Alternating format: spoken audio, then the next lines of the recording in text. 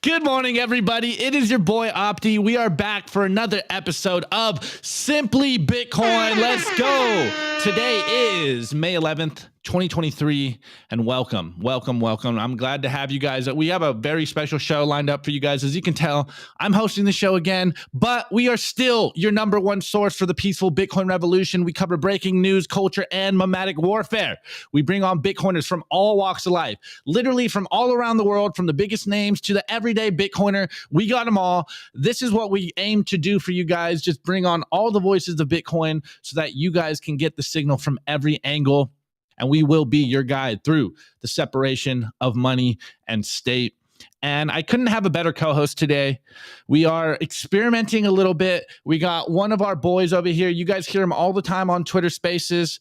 But again, considering everything we are seeing the last couple of days, the last couple of weeks, I am very excited for today's show with my boy, Mike Hobart. But before I bring him in, I know you guys looked at that thumbnail. It's so beautiful. It's got my favorite politician on it, Brad Sherman. And it's very interesting that we talk about this all the time. This idea of the separation of money and state. And me and Mike were just having this conversation behind the scene of when the politicians start talking about the quiet parts out loud. This is really when you start to see the trust in the system start to break down. And not only are we seeing this coming from the Bitcoiner perspective, we are seeing this coming from just the average everyday person. We've seen the polls. We see that people are feeling the pain of the economy. We're seeing people don't trust the banks. And we are seeing politicians say what us Bitcoiners have been saying for a long, long time in the halls of Congress. It's absolutely beautiful. And then furthermore, we have some new bills that are getting passed in Texas. And I think it is very interesting to talk about this stuff, excuse me, because one of the things that I've noticed is a lot of us Bitcoiners, we get, or not even just Bitcoiners, just everyday average people, we get into this idea of there's this giant conglomerate of people that are after us. You know, we get our paranoid hat on and it's like, oh, they are all coordinated and in sync and they're here to attack us and they're so smart and they're so coordinated. And I think what we are seeing happen is the idea breaking down that there is many factions right now co-opting power and angling themselves to get more power. And there's still some politicians out there that I think are trying to do the right thing and protect the average citizen out there. But again, I don't think as Bitcoiners, this necessarily matters if you run the code, if you run the software, take your Bitcoin into self-custody. As Mike said in the beginning, this is all just a Trojan horse for us Bitcoiners to take back our freedom. And without further ado, let's bring in Mike. I'm excited for today's show. This one's going to be a good one. I got some good clips in here. I think we're going to go super hard on everything that Mike and I have been talking about. Mike's been dropping some signal on the Simply Bitcoin Substack and actually some good tweets. So we'll see how long I'm able to ring everything in for you. But how you doing this morning, Mike? What's up, man? And what's up, nerds, for the chat? What's up, nerds? Hold on, with the finger crack. That was good. If you guys heard the conversation before, you'd understand how hilarious that is. But yeah, man, I'm excited for this one. And again, I know you guys love the Mike Hobart's takes, so we're going to come in hard on today's show. But anyways, without further ado, let's get into the numbers, boys and girls. The Bitcoin numbers. Brought to you by Nodl. At this point, you should be running your own Bitcoin node. If you don't use your own Bitcoin node, you're trusting someone else's. Run your own version of Bitcoin Core, the Lightning Network, Whirlpool, and Dojo, all from the comfort of your own home. And if you're a digital nomad, you have absolutely no excuse because now you can run a Nodl through a virtual private server. Visit nodl.eu today. Man, hold on. Before I get into the numbers section, I absolutely love our YouTube chat. You guys are the goats. Anyways, you already know. You guys better be in Miami next week. I hope to hang out with you guys. You already know Bitcoin 2023 in Miami Beach, May 18th to the 20th. And we're going to be down there. I'll be down there Tuesday night. I'll be hanging out all week. Actually, on that note, I think next week, Wednesday through Friday, we are going to have to take a hiatus. We will be dropping content for you guys, but we are all booked up. Nico's got the Thank God for Bitcoin on the Wednesday. I'm on the analyst desk on Thursday. Nico's working all Friday. But man, I said this yesterday, and there's the very interesting theme, and I'm basically going to connect this all with everything we're talking about today. But when we were talking about the Bitcoin conference at the beginning of the year, when we first were bringing people from Bitcoin Magazine on the show, we had this conversation that it was going to be energy themed, and now we're kind of having this new view come out that it might be a lot more political than most of us even thought. You know, we got Robert F. Kennedy, we got Vivek Ramaswamy, we got Tulsi Gabbard, we have Ridwan Kamil from West Java, we have, Cynthia Lummis, like Patrick McHenry. I think it's going to be a very interesting conference, and I just hope you guys go hang out with us. It's a mecca down there in Miami, but I'm connecting all this together with the ideas of everything we're going to be talking about today. It is the fact that everyone is vying for power and Bitcoin is becoming a very, very hot topic. Anyways, we'll get into that the rest of the show. Before we go on, we are over here on Clark Moody's dashboard, and the current block height is 789,270, all-time high in block height. It's almost like Bitcoin works. You might want to get some just in case it catches on. Anyways, the current Bitcoin price is at 27,210, which means the Moscow time, aka the sats per dollar, is at 3,674. Let's hope HODL not is right and we never see 4K again. But hey, let's not hold our breath. We might have one more drop in us. But who knows? Who knows? No more tea leaves. Anyways, the percentage of total Bitcoin ever going to be created is at 92.24%. Again, that is all Bitcoin ever is already in circulation at 92.24%. The current realized monetary inflation is 1.75%, taking fiat currencies to school. We just got the CPI numbers in yesterday, and it was at 4.9. And it reminds me of what Greg Foss was saying. It's like, yeah, last year I lost 8 pounds, but this year, last year I gained 8 pounds, but this year I only gained 5. Like, we're doing so well. I really like that framing. Anyways, the current market capitalization of Bitcoin in fiat dollar price is $527.2 billion. The Bitcoin versus gold market cap is 3.87%, less than 4% of the gold market cap. There's so much to grow in the Bitcoin space, and you guys still think we're late.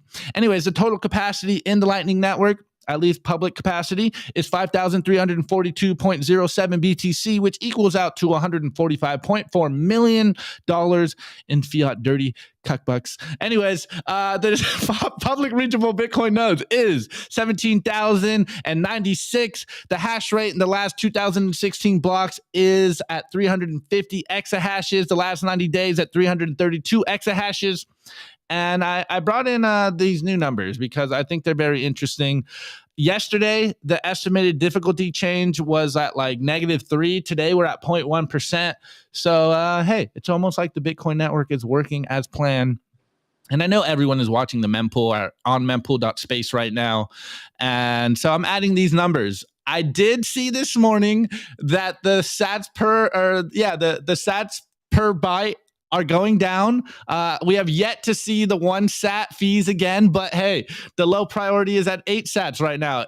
Dude, we're almost back to normal, guys. Anyways, 70 blocks to clear, and the pending fees is 17.64 BTC. So it's almost like Bitcoin works, guys. It's almost like it's designed to work in a very special way. Anyways, let's get into this numbers, guys. I know you guys saw this clip over on CoinDesk. They clipped 14 seconds of it, and they got the very spicy part. But I went over, I subjected myself to a lot longer of this Congress hearing than I wanted to.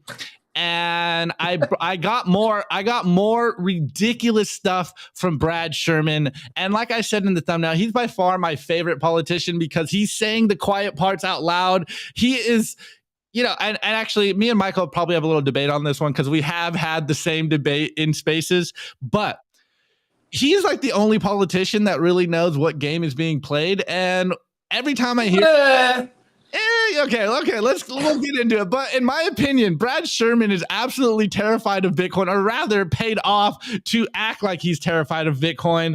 And guys, just listen, just look, I'm gonna just let him speak because this is absolutely ridiculous, and it's a little longer clip than usual. But I had to get all this sauce in here for you guys so you could just hear how ridiculous this guy really is. All right, check this out.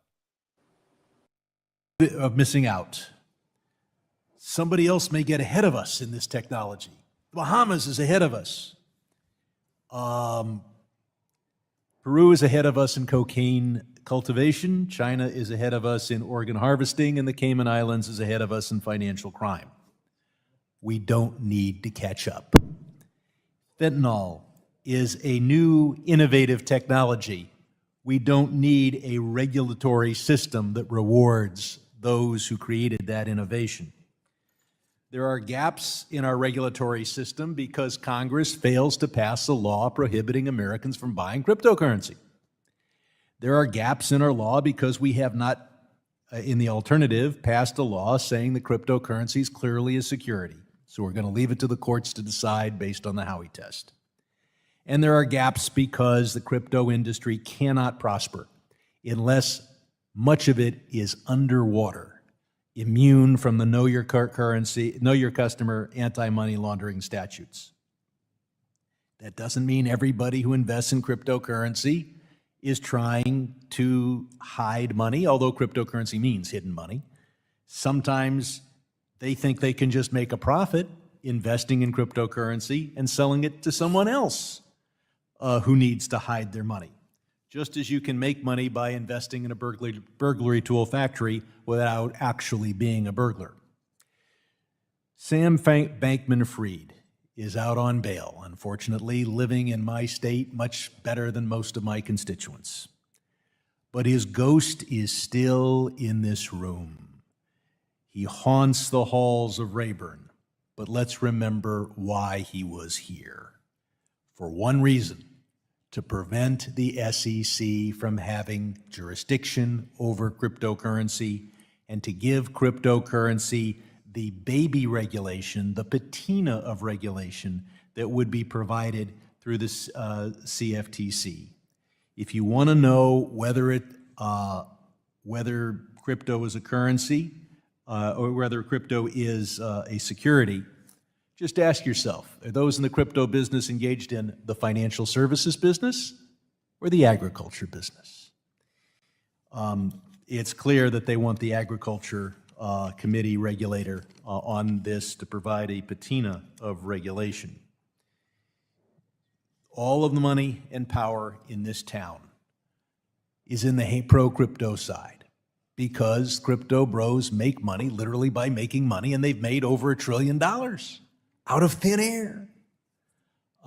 They'll accuse the U.S. government of making money out of thin air. Maybe we do, but we're the U.S. government. What we're able to do benefits the American people in a democratic system. Nobody elected Sam Bankman-Fried. All right.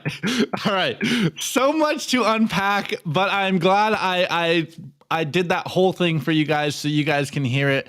I mean, first and foremost, the framing, the original framing of the beginning of that clip, comparing the FOMO of missing out to organ harvesting, drug use, and criminality is just absolutely insane. And it just goes to show the gaslighting that politicians like Brad Sherman do to the average normie out there. But again, honestly, like hearing that as a Bitcoiner, as a Bitcoin only person, I'm kind of like agreeing with him to an extent because like there's Bitcoin and there's crypto, and like whoever gave SBF like God King status here, like he's a scammer. I do not condone SBF, and I've been saying for a while that FTX will be used for low-hanging fruit for a long time to make us all look bad. Shitcoiners make us all look bad over time, and I don't want to use weed. Making examples of the scammers, I think, is a good thing moving forward so that we can separate Bitcoin from crypto. Anyways, Mike, before you jump in here, I want to read this sentence from Marty Bent's the Bent newsletter, issue 1342. Bitcoin doesn't come out of thin air, because obviously as we're saying, he said the quiet part out loud. And as Bitcoiners, how many times have we had this conversation that printing money is literally making money out of thin air? Fiat literally means by decree. And they justify all of this stuff because it quote unquote benefits the American people in a democratic process. But I really like how Marty Bent summed this up. Sherman's comments make it obvious that he believes two things: that Bitcoin is created out of thin air and that the US government is supposed to be the final decision maker on what money people can use. Sherman's comments highlight how truly disconnected politicians have become from their duties as civil servants. These people truly believe they should rule over us. The concept of them working on behalf of the American people doesn't even register in their minds anymore. They view themselves as rulers to be respected and obeyed, and they deserve neither our respect or our obedience. These people should be ridiculed incessantly and referred to as predators who feed on an unwitting public that has been slowly but surely forced to bend to their will. And this is why I always call them the unproductive class, because it is becoming very obvious where their incentives lie. And shouts out to Walker from the Crypto Couple, who brought this to my attention a couple of weeks ago. But just check out some of Brad Sherman's, biggest donations. Some of, Fidelity Investment, Blackstone Group, and by industry, securities and investments, real estate, Democratic Party, commercial banks, insurance. So you can tell where his incentive lies. And while he may be coming out as like, Bitcoiners or crypto bros are criminals, we know that he's making cover for the banking system. And while he can parade himself as being some kind of hero, he's my favorite politician just because he's that transparent. He's just like, yeah, we should kill Bitcoin because they are creating this out of thin air. Little does he know probably how mining works, but he says the quiet part out loud, that the U.S. literally makes money out of thin air with no proof of work, and it's for your good, citizen. Just accept it. Accept being poor, accept that they're stealing your future, because, hey, look how much good we are doing. And man, it's just like tyrant's gonna tyrant. Anyways, Mike, jump in, and then I wanna show this other little memo that was circulated. What's your thoughts on this video? And then we'll talk about this other little thing just to kind of add to what we were talking about here. Opti, buddy, we gotta talk about who your favorite people are, especially when we're talking about individuals that are supposed to be representing the United States of America. Brad Sherman is not one of those people I would put on that list. I'm being sarcastic. Yeah, I know you are. But hey, you got to make it clear sometimes. We do have to make it clear sometimes. Yeah, and I understand why he is some of your guys' favorites, because he is like the weakest part of the opposition. So it's like if you're trying to break a chain, like your favorite link in the chain is the weakest one. It's like, all right, like, yeah, you're my favorite. I'm going to focus on you, and we're going to make sure that you spread to the other chains and make everybody else weak. But first of all, like you touched on with that ridiculous little tirade he went on, fentanyl is not an innovative tech. So that's a flat out just like falsity. And then claiming that crypto or Bitcoin needs dark money. Like, I take it Brad Sherman is just completely ignorant to the fact of like dark pool money and shadow banking within the current fiat system. Like what are we talking about here? Like, it's just, dude, I don't know how much more.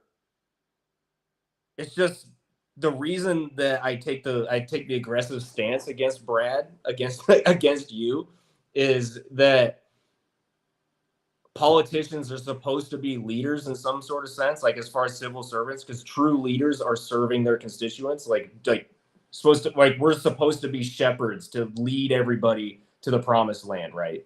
But the fact that he's in this position and he's representing the U.S. populace in this way, like, it's just like like we were discussing earlier, like when it comes to, so our leadership and our politicians have gotten to the point of where they're no longer civil servants, and like the chat is saying, they're tyrants and they believe they're royalty and that they are the ones in charge.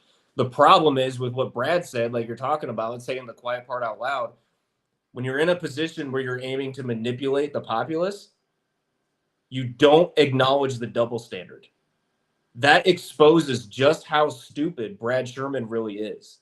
And like that's me being very measured in how I talk about what I think about Brad. Like the things that I think about Brad, like as far as like we can say it in spaces and stuff, but whatever. But peak idiocy is to bring the double standard to light, because now everybody that is going to see that clip on Twitter, because nobody watched that live stream. Everybody that's going to see that on Twitter and on TikTok and on Instagram, because you guys are circulating it as you should, they're going to be like, wait a minute. Rules for me, but not for thee? Like, why am I abiding by this rule system? Because even children can identify that imbalance, and then they won't want to play that game anymore. It's also one of the reasons why people don't like playing Monopoly, besides the fact it takes so long. Love it. Mike, what was it that you put on Twitter yesterday?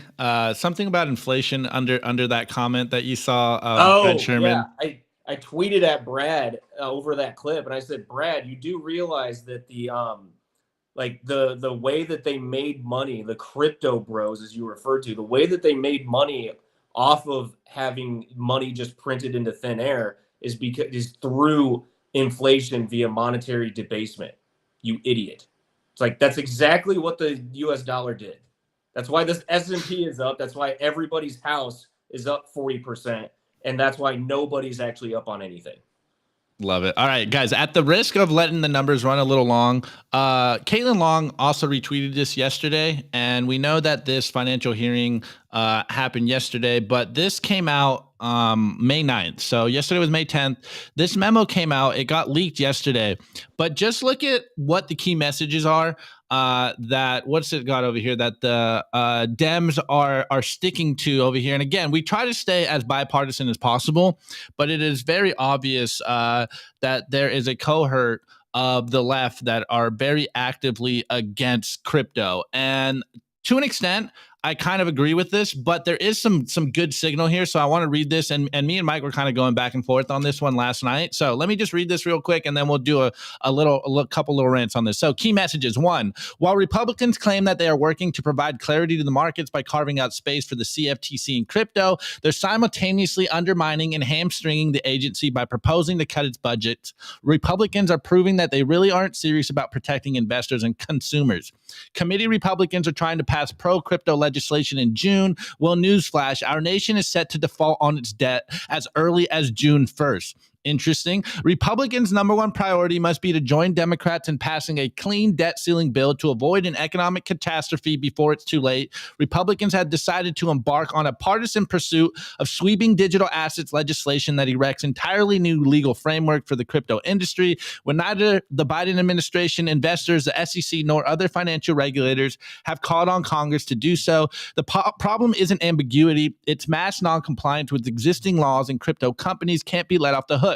The U.S. has a regulatory system that has worked well and sustained massive innovation in the financial system for decades. We can't invent new accommodating regulatory structures simply because crypto companies refuse to follow clear rules of the road. If it is a turf war, is it a turf war if no one is fighting? Both the SEC and CFTC are aligned on the fact that the SEC is the regulator to determine if crypto assets are securities, and the SEC has made it clear that nearly all crypto assets are securities. End of story. So, first and foremost, I am glad that they are at least internally talking about defaulting on their debts on June 1st. And, you know, what's Greg Foss always say? It's 11th grade math. But again, as a Bitcoiner, and I texted this to Mike last night, as a Bitcoiner, I kind of like agree with this, because it is very bent towards like the crypto, the crypto space. Yeah, most of the cryptos are securities, and the securities laws are very clear about that. The Howey test is very clear about what's a security and what's not. And so like as a Bitcoiner, I'm kind of like, all right, I'm okay with this. But on a more nuanced take, understanding where these are uninformed, or rather nefarious computer illiterates that are in Congress, I know that they're combining Bitcoin and crypto in one thing. And so then you really get to the crux of the situation and where they're trying to angle what they're doing. And I mean, it's just disgusting that they are angling to hurt the average citizen. And it's like something that we'll talk about in the next portion as well. But what Mike already said, politicians are supposedly here to uphold their oath to, serve the citizens, and they're just actively working for their own benefit. And it's just becoming more and more clear every single day that you need to opt out of this madness and save in Bitcoin because the powers that be don't care about you. Anyways, Mike, jump in before we go into the next segment. Oh, I don't think I have a whole lot to say as far as let's go. Continuing on from that, man. Let's go on to the next section. All right, beautiful. The Daily News. The Daily News is brought to you by Blockstream Jade, built by Bitcoiners for Bitcoiners. It's an open source hardware wallet for the cold storage of Bitcoin. Check out the brand new limited edition color, the transparent green Jade. Blockstream Jade houses a full color camera, allowing for fully air-gapped Bitcoin transactions, scan and display QR codes directly on the device, assign transactions, and verify addresses with ease. Use your Blockstream Jade with your favorite wallet software, such as Blockstream Green, Blue Wallet, Electrum, Sparrow. Get yourself a Blockstream Jade today and take self-custody of your Bitcoin. All right, guys, before we get into the news segment today, I know you guys are going to be in Miami. Come hang out with us. There's a bunch of events on the Orange Pill app. Stack Friends Who Stack Sats. This is the #1 resource for the Bitcoin-only events to hang out with Bitcoiners. And I think that one of the most important things that people need to be doing is building a community of Bitcoiners around you. And what better way than to get on the Orange Pill app? Find people around you. I know Mike's on there. Shouts out to everyone hit me in the DMs. I looked at them today or yesterday, and there was way too many for me. I'm like, I need to focus on what I'm doing today. So I'll hit you guys up soon. Really appreciate all you guys. And man, let's connect down in Miami. Shoot me DMs. I will do my best to answer all my DMs by the time we get into Miami, and we'll figure out all the cool things to be doing. Connect on the orangepilla.com. Stack them friends who stack sats. Anyways, guys, let's get into this news segment. So actually, I'm going to have to pull this down. So yesterday, as much as we got this information from Brad Sherman and this Congress law and this great sound bit, we got this news coming out of Texas. And I was talking with Mike about this in the pre-show, and I'm a little bit, just on the fence about how I feel about this, because you guys heard me say it in the past. Boomers write down stuff on piece of paper and expect us to change our behavior. But I really like how Mike said it. It's like, this is just a Trojan horse for us to get in the door and just show them about what true freedom is about. Anyways, I got this video right here. This is Lee Bratcher on Twitter, and he goes, breaking Texas legislation passes HB 591. It clarifies that formerly flared or vented gas can be sold to on-site mobile data centers, aka Bitcoin farms, and this will be off-grid Bitcoin miners, reducing the carbon impact by 63%. So let's get this video playing so you guys can hear it for his own words. We are thrilled to announce that the Texas House and Senate have just passed our flare gas mitigation bill, House Bill 591. This bill will soon go to Governor Abbott's desk for signature. House Bill 591 is a bill that clarifies that oil and gas operators can sell formerly flared or vented gas for on-site consumption for mobile data centers. Oftentimes, these mobile data centers will be Bitcoin miners powered by natural gas generators. There's a 63% carbon impact reduction when gas is redirected in this way. It's a great example of industries coming together to create economic activity, jobs, and tax revenue, while at the same time mitigating carbon emissions. We want to recognize and thank Representative Giovanni Capriglione, the House author, Senator Cesar Blanco, the Senate author, Spencer Schumacher, the Executive Director of the Innovation and Technology Caucus of the Texas Legislature, and TBC members who spent countless hours researching and testifying on this bill. Members like Brent Whitehead, Griffin Habe, Brandon Martin, and many others. Thank you all for your efforts. Love to see it. And I do have the bill here, and I'm going to need Mike to break down the legalese here, but I just highlighted the beginning. It says this bill is to be entitled an act relating to an exemption from the severance tax for gas produced from certain wells that is consumed near the well and would otherwise have been lawfully vented or flared. And without going into the whole bill, because Mike basically summed it up very well, legalese is 90% garbage and 10% signal. So Mike, as someone that had worked with Great American Mining, what's your view on this? And of course, there is some other stuff that came out, and we will connect this with the idea of warring factions in the political field. But first, your initial thoughts on this bill passing, Mike. The good thing about this bill is that it's a good thing, but it's not like, the funny thing is it's at a pivotal moment to where it was just very 10% signal, as far as like those of you who haven't read through like bills and stuff. Like when I say 90% garbage, I fully mean that 90% of it is just elaboration on what they're meaning when they go to say something. That's like the majority of the document is just like, this is what this pertains to for this reason, all this other, like it's nonsense if you know what you're talking about. So like it's painful to read through it. But what the bill initially states is that any well that was producing natural gas as associated natural gas, any well that was previously flaring or venting, because of the fact it wasn't economical to either capture it and liquefy it or to pipe it out through like a pipe, just, a natural gas pipeline. If it's not economical or commercially viable, then those wells are allowed to consume that gas via Bitcoin miners instead of just flaring it. It doesn't sound like a lot, but the fact that they put it into a bill makes it very, very powerful, in the sense of now it's kind of like, it's also, not only is it opening the floodgates for Bitcoin miners in Texas as far as like the off-grid miners, but it's also just kind of pertaining to the fact that it's protecting them, as far as like it's less of a there's less gray area, in the sense of these miners are now getting to the point of being allowed to go out and operate fully. And like at the same time, it's also protecting like the environment, like the individual, I can't remember his name, said in the video, but it's also to the point of where it's protecting the oil and gas producers, which like Opti and I have talked about, and many of us that are in the chat have talked together on Spaces, is that U.S. is going to need more and more oil and gas going into the future. So like this is all just good stuff. It doesn't sound like a lot.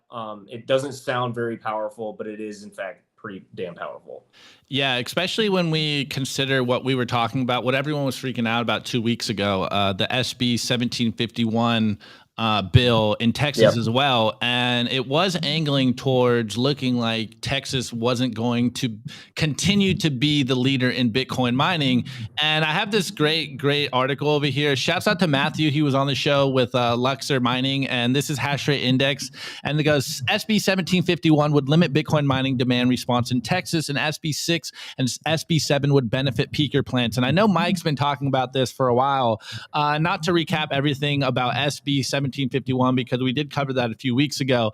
But in this article, it shows very clearly and pretty thoroughly that the people that would benefit the most would be none other than Berkshire Hathaway, Charlie Munger, and Warren Buffett themselves, and hence why they are so adamant to shut down and, excuse my French, shit on Bitcoin.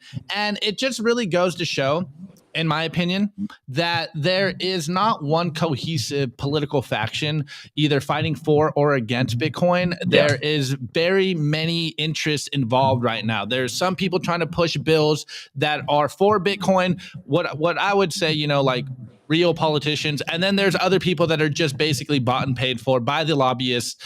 And it's just very interesting. And I know Mike talked about this in the Spaces for a while about who would benefit if SB 1751 would be passed. And it's almost like the peaker plants. It's almost like the Cantillon insiders would be the benefit.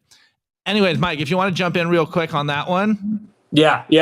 As far as this is something that a lot of the Bitcoin community needs to kind of like understand, and really like you are laying it out perfectly, in the sense of we have to be able to differentiate the benefits for on-grid miners versus off-grid miners.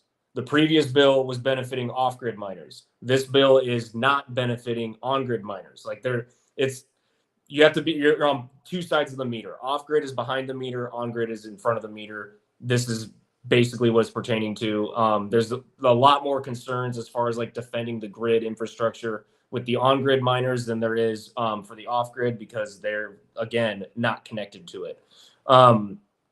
But yeah, like, and like, honestly, and I wrote about this. If you guys read my Bitcoin is Power article that I think we're even going to be talking about maybe a little bit later. Yes, sir.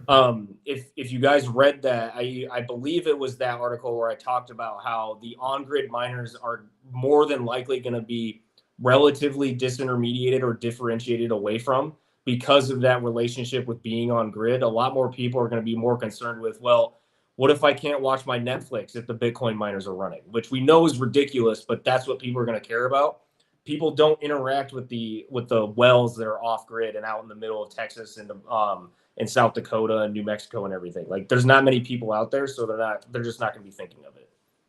Absolutely love it. That's why I love you here, Mike.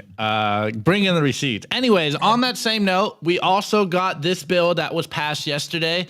This is Tom Glass on Twitter, and he goes, Texas House voted 139-2 tonight to add the following to the Texas Bill of Rights. And I have a little blog right up here, and it's the right to use cash and cash substitutes. And they added the right of the people to own, hold, and use mutually agreed upon medium of exchange, including cash, coin, bullion, digital currency, or script when trading and contracting for goods and services shall not be infringed. No government shall prohibit or encumber ownership or holding of any form or any amount of money or other currency. And it just needs one more vote in the House on HJR 146, and then on to the Senate and the vote of the people. So it's looking again like there is still some politicians out there, as Mike was saying, that are Trojan horsing freedom and endorsing Bitcoin. And it's just awesome to see this on a state level. I am currently in Texas, and it was kind of a little buzzkill last couple of weeks where it's like, oh man, shit. It looks like Texas is not so favorable towards Bitcoin mining, but now it's almost looking like the politicians out here are really, really about their freedoms. And maybe I'll throw this in the notes for you guys, but in this blog post right here, they're saying everything that we talk about all the time on Twitter, on Spaces, on this show. And I'm just going to read the first paragraph because we are going a little bit long. And it really lays out the case that we talk about here consistently as Bitcoiners, that we are here for the freedom of humans to transact, the separation of money and state. And look at this first paragraph. So an essential part of keeping Texas strong and free from federal interference is the protection of the financial health and privacy of Texans. An unstable dollar can destroy the wealth that Texans have spent a lifetime producing. Texas cannot allow global financial elites to force Texans to use and pay for their services, leaving all of their financial eggs in one basket, subject to devaluation and confiscation. And Texas cannot allow their financial privacy to be destroyed, being forced into having every financial transaction they make subject to scrutiny by prying government officials, competitors, and employees. But the global elites and powerful interests have been telling us for a number of years now that they plan to do exactly that to Texans: destroy the wealth we hold in the US dollar, force us into using financial services, and creating the ultimate tool for the police state, which will end financial privacy. Fortunately, Texas now has a way to head off this looming disaster, and we have the proposal called the right to use cash and cash substitutes. Again, I'm not going to go through the whole thing, guys, but it's something that we talk about here all the time, and it's the idea that the Bitcoin signal just continuously is spreading out there, and there is a very real need for some political traction in regard, some political favorable environment for Bitcoin, because, hey, Bitcoin will succeed. In my opinion, I think Bitcoin is inevitable, but I would very much like a favorable environment to be a Bitcoiner. I do not want to leave America yet. I think America is on the Texas metaphor, the last Alamo of freedom, the last bastion of freedom, and we need to stand up. And I'm not going to call for what Mike's going to call hinting on the French Revolution, but we need to put these politicians in place. And I think this is a good place to start. And again, as the Bitcoiner, I do have this very real disgust with politics. And I feel like, hey, who are they to tell me what I can and can't do? Boomer writes something on a piece of paper and expects me to stop holding Bitcoin. I know all you guys smoke weed out there. It never stopped you when it was illegal before. Why do you think people are going to stop holding the best money, the best way to save their value moving forward? Like, I really don't think it matters what someone says in at a state level, at a federal level when it comes to Bitcoin. I think entrepreneurs and individuals will adopt what is best for them, and they will have to bend the knee to Bitcoin. And Bitcoin changes you. You don't change Bitcoin. And I think we're just going to see this play out on a political level as well. We're seeing it play out slowly but surely. And I think that's where we're at. But on the same hand, on the same token, I do understand that, hey, I would much rather have Bitcoin politicians making favorable rules for me than having to fight the uphill battle. But I'm still on the fence on this idea because I just like write more laws to regulate and protect us Bitcoiners. It just seems convoluted when it's just like, you can't stop Bitcoin. Bitcoin will route around all this madness. Anyways, Mike, what's your thoughts on all this? Yeah. So problem is that what you're kind of getting at is that we are incentivized and we're trying to change the system from within the system, which myself, Greg Foss, Alex, basically everybody, like, unfortunately, it's really, really, really, really difficult and unlikely to change a system from within the system when the system is incentivized to defend itself. And that's why we're at the point where I've written about how I thought that the US was going towards a situation where, because of the political bifurcation, I thought that there was more of a likelihood of like trade federations developing between particularly the Midwest and Texas and the two coastal systems. But the problem is that these fiat systems, as we've seen across like all of history, it gets to this point where the populace just gets fed up, and particularly at the politicians that are like the Brad Shermans. And the problem is that when enough of the populace gets to the point of realizing that it's rules for thee and not for me, and that they are on the receiving end of the worst parts of that system, they tend to, sometimes the only thing left to do is just flip the game board over and start anew. And I really don't want to get to that point because, as Api said, the French particularly like to deploy guillotines in that kind of system, and I would really rather not see that happen. Bitcoin is going to be the way to do it. Bitcoin is honestly the way to do it, but we have to get the Trojan horse into Troy so we can get Helen back. And like, this is part of like the whole playing the political game. Is like, I was telling Opti, it's like, hey, no, like, let us in. Like, we have this big orange Trojan horse for you. We want to party with you. Like, we're not here to fight. And then we can get the Trojan horse in. And it's like, hey, just kidding, fuckers. Like, we're taking over the city. Yeah, I absolutely love that metaphor. It's so spot on. But yeah, I mean, as the Bitcoiner, the Bitcoiner in me, the anti-authoritarian in me, it feels like asking for compliance is just like a dead end street, and we just need entrepreneurs and Bitcoiners to maybe just get into some good old fashioned civil disobedience and just be like, hey, go fuck yourself. I'm holding Bitcoin. You can't tell me otherwise. I took Bitcoin into self custody, and there's nothing you can do about it. And maybe this is how we go. But of course, we'd much rather have the least amount of bloodshed as possible. This is a peaceful revolution. This is a peaceful protest by just opting out of all the madness. But hey, we shall see. None of us have a crystal ball. We don't know exactly how this is going forward. We just know what we're going to do as individuals, and that's saving Bitcoin and take Bitcoin into self-custody. Like, and to that point, before we go on to the next thing, the reason throughout history that people have had to flip the game board over is because they haven't had a lifeboat like Bitcoin. Bitcoin does change the entire like game theory, rule set, the next game board, and it allows for a infiltration and a penetration and a reconfiguration of the entire system from the inside out. It can. Will it work out that way? It remains to be seen. But the more people that we can orange pill, the more people that can watch Simply Bitcoin and learn this stuff, the more that we can get the message out there, the more we can get the signal out there and prevent people from getting to that panic point of wanting to flip the board over, because you really do sleep well at night when you custody your own Bitcoin and you're like, okay, it's down 10%. I don't care. I still have something. 10% of something is still going to be better than 100% of nothing. Yeah, 110%.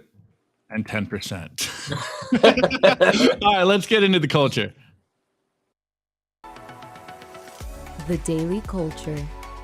Brought to you by SwanBitcoin.com. Swan is the best way to build your Bitcoin stack with automated Bitcoin savings plans and instant purchases, serving clients of any size from $10 to $10 million. We love Swan because they incentivize self-custody and dollar cost averaging. What are you waiting for? Visit SwanBitcoin.com today. Let's go. Before we go, though, go check out swanbitcoin.com/IRA. If you are a part of the legacy system, if you can't fully opt out of the madness, go to Swan IRA. Swan's new offer, Bitcoin is generational wealth, and you can secure your bright orange future with the Swan IRA. Real Bitcoin, no taxes. Swan offers both traditional and Roth options. The best fit your needs, guys. I know as Bitcoiners, we're like, yo, just buy Bitcoiners. Just buy Bitcoin. This is the best way. But there are people that still are part of the traditional financial world, and they need these kinds of vehicles. So go to swanbitcoin.com/IRA. You can get all the details. This isn't an ETF. This is real Bitcoin. It's not a derivative. Get on swanbitcoin.com/IRA if this is going to fit your needs. Anyways, let's get into the culture. And I'm so glad that we had Mike on today, because he's been dropping a lot of signal on our Substack, and he just dropped the third installment of The Unfolding of the Second Renaissance. And it's basically on the same idea about the pending energy revolution and how Bitcoin mining will revolutionize the world. And not only that, will basically force the world to innovate, to get better. And then I'm connecting this with his article that he brought up, Bitcoin is power. And it's something that we talk about all the time. It's the idea, look, guys, money is power, which means the double entendre of Bitcoin is power is truer than ever. Guys, if we're playing the game that we really think we're playing, then we are playing for all the marbles. And what does that mean? That Bitcoiners will hold all the power eventually. And I think part of that idea is the idea of being political. I'm not political at all. I'm as apolitical as they come. But I am starting to understand that politics is simply all about power. And I think just having this basic understanding and this basic viewpoint of what's going on in the world is a very important framework moving forward. I'll do enough ranting. Mike, what's your thoughts on all this? Connect the numbers and the news together. Let's get a little Mike Hobart rant today. Yeah. Unfortunately, I'm gonna correct you a little bit too. Is like apolitical is still a political position. So sorry, guys. It's just like with trading. You don't have to be long or short. Being in cash is still a position. So you can be apolitical. You're still political. You can be libertarian. You can be anarchist. You're still being political. So, and politics is really just dealing with other humans. So if you don't want to be political, then you would probably have to just go live in a cave alone for the rest of your life and have fun doing that. But yeah, so as far as the Renaissance goes, we're getting to the point now between like TerraWolf and their nuclear power plant that I briefly talked about, spooling up to use Bitcoin mining as far as like energy demand, providing demand for the project and everything. This renaissance we're going to see as it develops and unfolds is going to be very, very, very interesting because of the fact that not only is Bitcoin political or monetary power, but it's power in the sense of it incentivizes power. Like it incentivizes generating more energy and more power to the point of where we can generate power beyond what the societal demand is. And I know you guys have heard me talk about this tons of times, and I'm going to keep talking about it because it's super, super important. When you can generate power beyond societal demand and have the economic system in place to where those generators are capable of profiting and benefiting, and they're incentivized to continue doing so, it's going to be very valuable to the sense of energy, and the cost of energy is the very first input that goes into pricing a good or a service. I want you to think about that a little bit. Like, what goods and services are super expensive today that everybody needs? Healthcare is probably the first one that comes to mind, in my opinion. I don't know about you guys, but when it comes to the point of like providing good healthcare, in the sense of the technology and the services that are utilized in order to provide good healthcare, because like we're at a public health situation now where everybody needs it. And if we are going into a situation where Bitcoin is incentivizing greater energy generation beyond that of the like civil and societal demand, when you get demand outsetting or disrupting the balance between supply and demand, when you have more supply than you do demand, then the price goes down, right? Or it should, as long as, you know, markets aren't manipulated and everything. But like we can have that conversation if you really want. But in that essence, we generate more power, we make it cheap, we make good, cheap, high density energy to the point where we're being efficient. We're not relying on ridiculous intermittent sources like solar and wind, to the point of where everybody can predictably have access to cheap, reliable energy. Then you can get to the point of performing like research and development. Like R&D has a lot of cost. A lot of that cost is the energy that goes into attempting to find a new technology or solution without knowing whether it's going to work or not. Like today, imagine trying to build like a brand new nuclear generator or SMR or something like that without knowing the actual solution to getting to it. It's going to cost you a ton of money and a ton of time. You reduce the energy cost, you start to get into a situation where and we're also at a point now where I've talked about with Opti and Nico before, we're sitting at a situation now where telecommunications is near instant as well. So like you have the exchange of ideas and the flow of money near instantaneous, getting to the point of now where that money is also incentivized by greater energy generation. We're literally on the cusp of the second like renaissance for the human race. And it's going to be really, really, really weird. Like weird as in exciting. Like I'm excited for it, but it's going to be weird in the sense of changes are going to start happening really quickly. There's going to be new technologies and new ideas that work and are going to get deployed really, really fast. And it's technology and money are tools. So like some of it's going to be positive, some of it's going to be negative, and everybody needs to be prepared for it. Yeah, and I mean it's further proof of like us on this show and being able to just like ridicule Brad Sherman, you know, in real time and just showing the hypocrisy of what's going on. And it's something that we've talked about in the past. I think people forget that you have supercomputers in your pocket and you are completely interconnected with the world at your fingertips. And you guys really underestimate the powers that you have by communicating, by just sending the memes, by putting out the content yourself. Like we are having a real-time dialogue with everyone around the globe right now. And I think people really underestimate that power because like things are moving at a speed that is absolutely incredible. It's just we're waiting for the Bitcoin price to go up, and we're just like, wait, like why isn't it happening quicker? And it's again just like standard Bitcoin memes, like lower your time preference. Yeah, and well, and that's where the halving is a very pivotal role in it, because like we were talking about, like you just mentioned, everyone's like, well, why isn't the price shooting up? Like all of these bullish developments are happening. It's like, well, you guys also have to pay attention and be like, and allow for the grace and honesty of understanding. It's like shifting momentum takes a lot of time and energy. Like, have you ever watched a football game? Like when the leading team has the momentum, like it takes quite a bit of effort in order to slow them down and then shift that momentum going back the other way. And then you also have to carry that momentum forward to the point of a beneficial or desirable outcome. Like there's a lot of effort that's going on into this. We're seeing the benefits of that energy shift going on right now with like all the political developments, all of like for the last like 2 or 3 years, like Exxon Mobil and Chevron and all these guys talking about how they're using data centers, which we know are Bitcoin miners, to consume flare gas and all this other stuff. We know about that.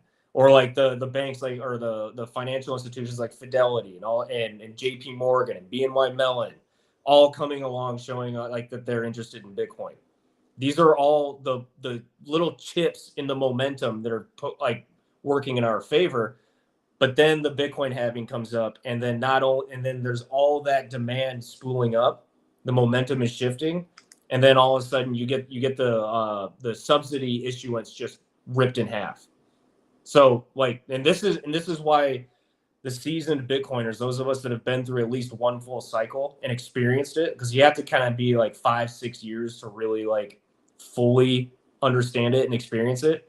That's why so many of us are so calm. It's like, you don't understand because you haven't felt it yet. But when you do, it will change the way you look in the future forever.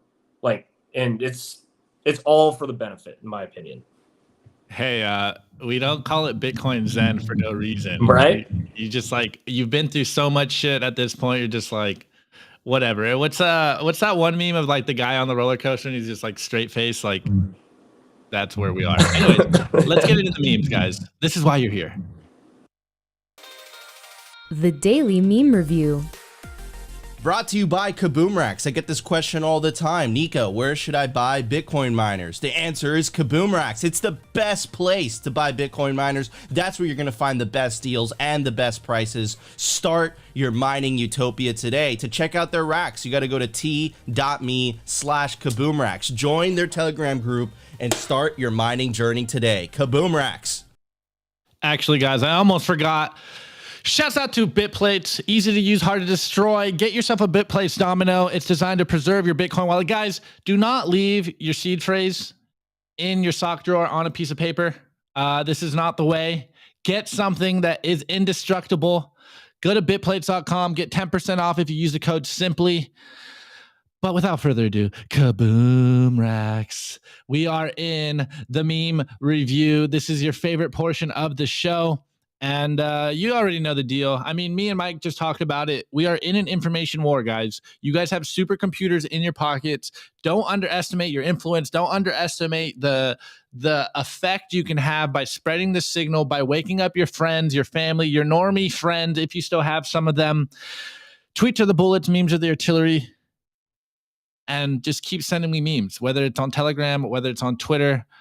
I am seeing them all, and I'm trying to get them all as quickly as possible. Well, anyways, this first one, shouts out to my boy. I don't know what's his name. Opti's golf caddy. He dropped this meme on us because we dropped this one over here. Shouts out to BTC Therapist. He's got added to the Simply Bitcoin meme collection, and he dropped this pretty awesome one. I know you guys watched that like Ted Bundy clip on Netflix, and he goes, "I told you we're going to watch the mempool clear, and then you can leave." And it's Bitcoiners watching the mempool clear, and here we go, Copernicus, and he goes, "Me counting all the sats I saved, waiting for the shitcoiners to go broke." Yeah, I lowballed my fees as well. It took a few days to get my transaction to go through, but hey, it went through. I am not going to feed into the hype. Anyways, this next meme is by Shaquille Oatmeal or at Crypto on Twitter, and it goes, "Me sending a transaction after not organizing my UTXOs," and we got a lady here getting paid at the Apple Store with pennies and quarters and nickels, and this is us organizing our UTXOs after we're getting wrecked by the high fees. Anyways, this next meme is by Maxie's Club, and it goes, $3.91. Thank you. And I know you guys saw this on Twitter. And we got the scammers going, "We broke Bitcoin." And we got Bitcoin miners in a suit drinking champagne just going, "It feels good, man. Thank you for breaking Bitcoin and making us rich." Anyways, this next meme is by at Vivek for Real, and it goes, "The new global reserve currency, #Bitcoin." And at the risk of being trolled, I am completely confirmed that this is a troll of The Economist, and it goes, the new global reserve currency and why we were too stupid to see it coming, and it's got the Bitcoin logo. And again, on the same vein of yellow journalism, we got John Toshi Lakamoto, and it goes, hashtag Bitcoin CEO has spoken. And we got this very awesome article from the New York Times, and it goes, Bitcoin CEO, I'm not going to increase the block size. Big blockers have to put their JPEG somewhere else. And we have Dora Nakamoto just sitting here, goes, Mr. Nakamoto describing how big blockers need to go eat a bag of dicks, and he doesn't give a fuck. I didn't see the bottom part, but let's go. Anyways, the Bitcoin therapist on Twitter goes, Bitcoiners are always ready, hashtag BTC. And we got the new play on the new techie Wojak, and goes, no, you can't just root for the entire financial system to fail. No. And we got this Chad Bitcoiner with his helmet and his night vision goggles, and it goes, I've been preparing for this moment my entire life. This is the way. And shouts out to Amber App. I really love this meme, and I think this is a good pin for all the conversation we had today. And the tweet goes, the less government we have, the better. Ralph Waldo Emerson. And it goes, the fewer things politicians control, the less it matters who controls the politicians. This is the separation of money and state. Anyways, guys, drop your meme review score in the chat as we cover ours live. I'm getting back into BTC pins. Sats, what's he called it?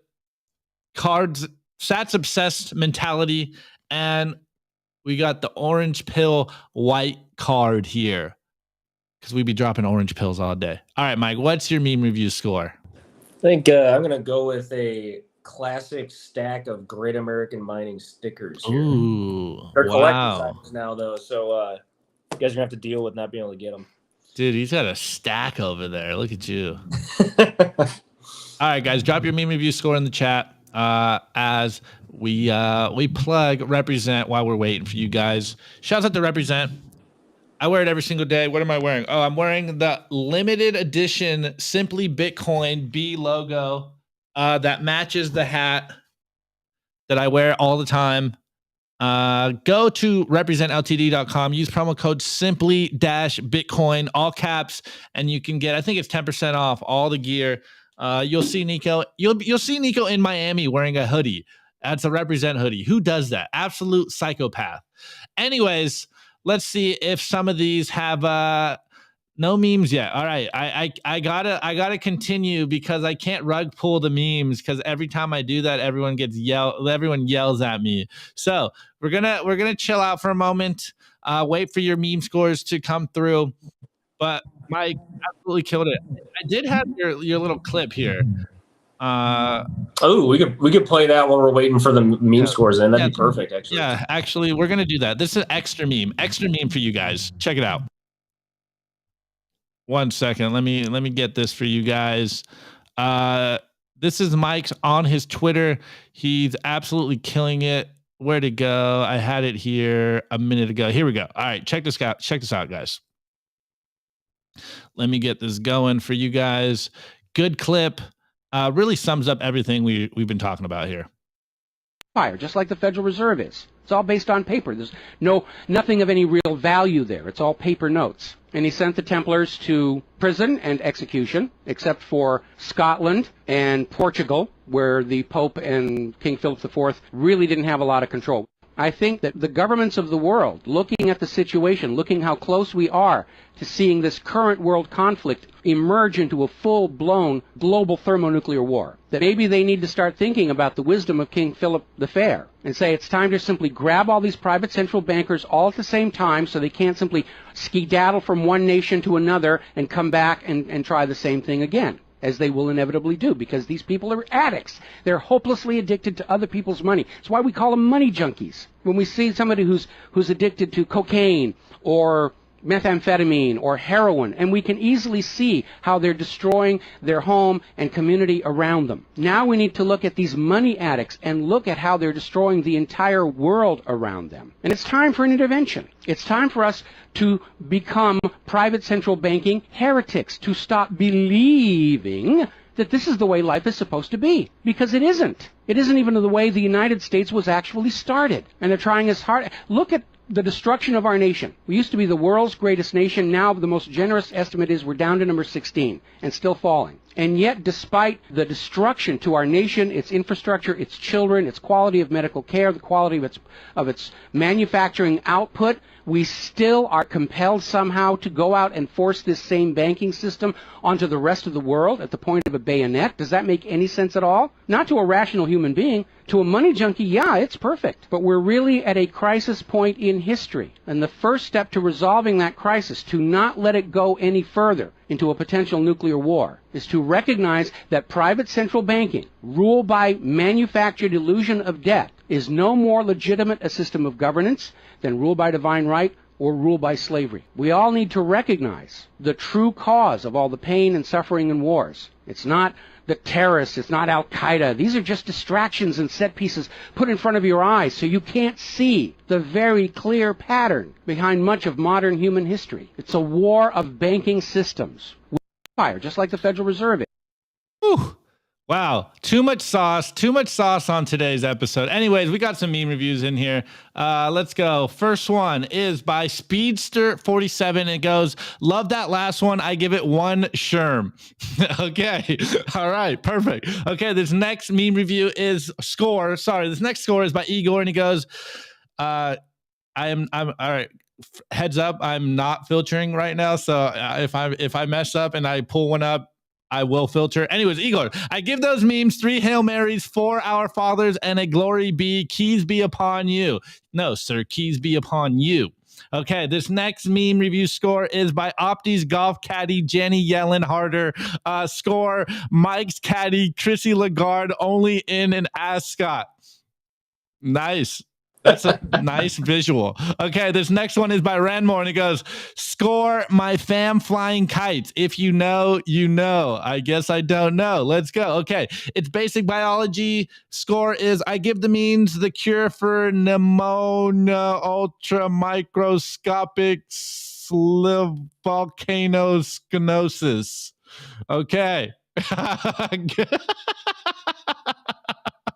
Okay, McLovin, my meme score, Mike's caddy, Chrissy Lagarde, and Opti's caddy, Jan Yellen, in an epic Jello wrestling match. Yo, wildin' out here. Okay, last one is by our friend Tucson. Shouts out to Tucson, and he goes, I give those memes a good price cave on Zillow. Tucson is looking for a cave on Zillow because he told him that if he wants to live off the grid, avoiding politics, he's got to live in a cave. Have fun. Anyways, you guys already know the deal. Go check us out on the audio-only platforms on Anchor, Spotify, Apple, Fountain. Tomorrow is Friday. We will be back to our normal show. If we have enough time, I will cover the comments, but we appreciate everyone that's sending us comments. It really means the world to us. Continue to spread the signal. Continue to clip us. It's all about spreading the signal, guys. That's all that really matters here, is just waking more people up, getting more Bitcoin into people's hands, because it's the only way we can make it out of this, guys, is just getting people to hold Bitcoin. Anyways, Mike, thank you for coming out. Absolutely killed it. Always with the receipts. Always has a sober take, whereas I'm always overly bullish and hyperbolic. So where can people find you? What are you working on? What do you want people to go look forward? You guys can find me on Twitter. The handle is right below me right there at the Mike Hobart. 2 E's just to differentiate myself from all the scammers and the bots out there. But I also wanted to add some of the comments were asking where that audio came from. That audio, if you go to the tweet, I have the link to the YouTube video provided in the following tweet underneath it. But if you don't go to Twitter, just search for All Wars or Bankers Wars on YouTube. It's like a 40-minute video. Pure signal. Oh, and then you asked me what I was working on. I have another article that's going to be coming out here soon that is not part 4 of the series. I'll be working on that here shortly. But this separate article is talking about how we can provide national defense for the United States and really for any other country that wants to copy the model. You can provide national defense of the energy and energy grid infrastructure with Bitcoin mining, and I will be detailing that in that article. Wow, are you going full Jason Lowry on us, Mike? smarter than Jason Lowry. Love to hear it. All right, Mike. Jump in spaces, and we'll continue the conversation. Yep. Guys, really appreciate you guys all hanging out with us. I'm glad that we can be a part of your day. Continuously spread the signal, guys, and we will be back with our normal show tomorrow. Nico will be back. We'll be back to the normal programming, but come hang out with us on Twitter Spaces. The conversation will go on for about another 30 minutes. And we're going to just continuously spread the signal. I'm sure, hey, if you like what Mike was saying on today's show, go hang out with us on Twitter, Simply Bitcoin TV on Twitter. That's where Mike really gets toxic, guys. And that's where the real signal happens after the show. Come hang out with us. Anyways, we'll see you tomorrow. Really appreciate everyone that comes hang out with us. Till next time, peace out, boys and girls.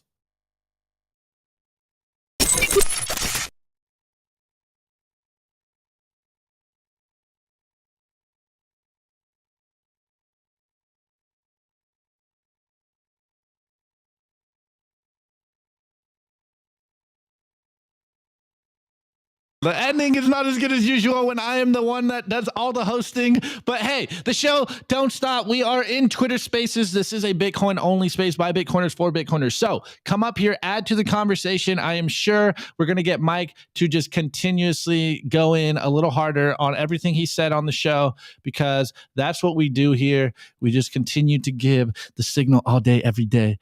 But Mike, really appreciate it. Everyone else, come up here. Let's continue